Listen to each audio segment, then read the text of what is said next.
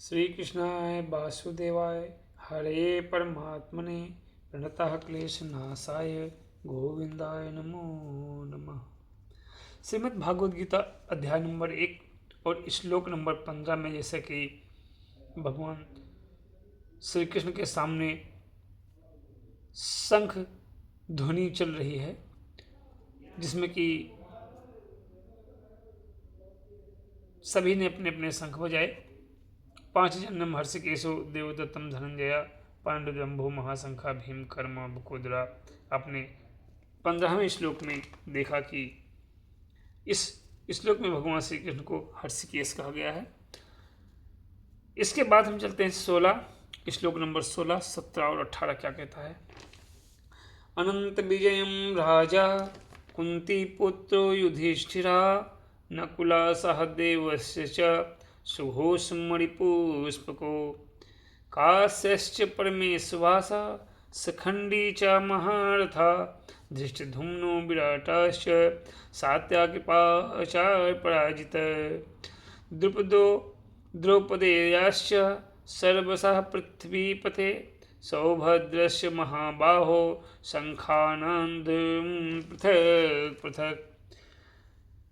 संजय जी कहे राजा से कि हे राजन, कुंती पुत्र राजा युधिष्ठिर ने अपना अनंत विजय नामक शंख बजाया तथा नकुल और सहदेव ने सुघोष एवं मणिपुष्पक शंख बजाया। महान धनुर्धर काशीराज, परम योद्धा शिखंडी, धृष्टधुम्न, विराट, अजय, सात्विक, द्रुपद, द्रौपदी के पुत्र तथा सुभद्रा के महाबाहु पुत्र आदि सबों ने अपने अपने शंख बजाए। तात्पर्य में चलते हैं। संजय ने राजा धृतराष्ट्र को अत्यंत चतुराई से बताया कि पांडु के पुत्रों को धोखा देने तथा राज सिंहासन पर अपने पुत्रों को आसीन कराने की यह अविवेकपूर्ण नीति श्लाघनीय नहीं थी। लक्षणों के पहले से ही ये सूचित हो रहा था कि इस महायुद्ध में सारा कुरुवंश मारा जाएगा। भीष्म, पितामह से लेकर अभिमन्यु तथा अन्य पौत्रों तक विश्व के अनेक देशों के राजाओं समेत उपस्थिति सारे के सारे लोगों का विनाश निश्चित था। यह सारी दुर्घटना राजा धृतराष्ट्र के कारण होने जा रही थी, क्योंकि उसने अपने पुत्रों की कुनीति को प्रोत्साहन दिया था। श्रीमद् भागवत गीता में श्लोक नंबर 16, 17 और 18 ये बता रहा है कि पहली बात तो सभी ने एक्सेप्ट कर लिया, सभी ने ये मान लिया कि चलो युद्ध होना ही चाहिए। लेकिन जो राजा थे महाराज धृतराष्ट्र, उनकी प्राकृतिक तो नेत्रहीन थे ही, लेकिन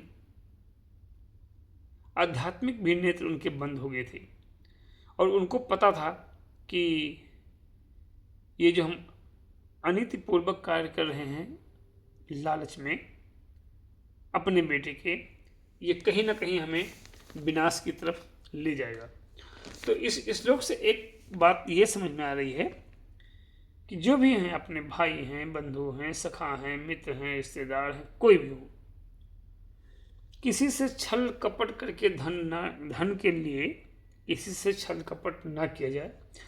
प्रयास ये किया जाए कि हमारा धन किसी के पास हो तो ठीक है, लेकिन हमें किसी से छल कपट से धन ना लेना पड़े, क्योंकि जो धन हम छल कपट से लेंगे अपने बच्चों के लिए, अपने बड़ों के लिए, अपने छोटों के लिए, अपने भविष्य के लिए, ये धन हो सकता है कि आपके समय तक आपका साथ दे दे, लेकिन वो असर करेगा आपकी आने वाली पीढ़ी पर। आप अपने घर, परिवार, समाज, रिश्तेदार और देश के जो आज बड़े बड़े जो पदों पर बैठे लोग हैं, कुछ लोग जिनको आप जानते हैं कि भ्रष्टाचार से इन्होंने पैसा बनाया है, उनकी आने वाली पीढ़ी में आप देखेंगे जब उनके पुण्य कर्म नष्ट हो जाएंगे तो वो पैसा कहीं का नहीं रह जाता।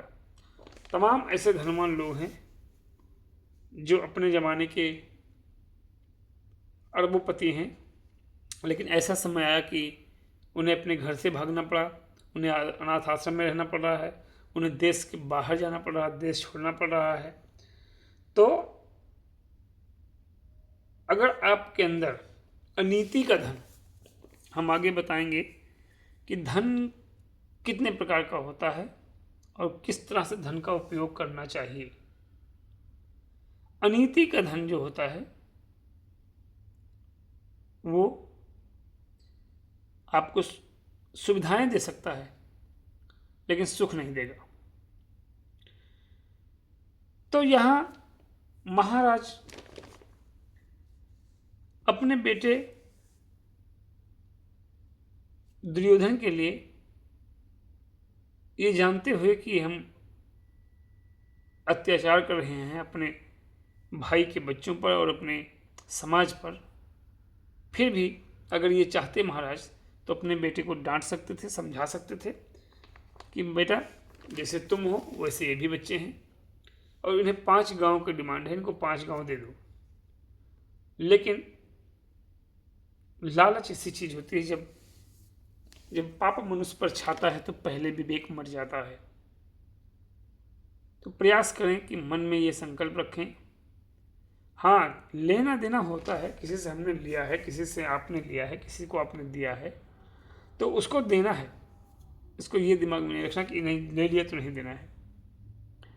आज ना दो, 10 दिन के बाद दो, 10 साल के बाद दो, 2 साल के बाद दो, 2 महीने बाद दो, लेकिन मन में अगर ये संकल्प है कि नहीं जिसका लिया हूँ उसको देना है तो वो कहीं गलत नहीं है। हरे कृष्णा कृष्णा कृष्णा हरे हरे।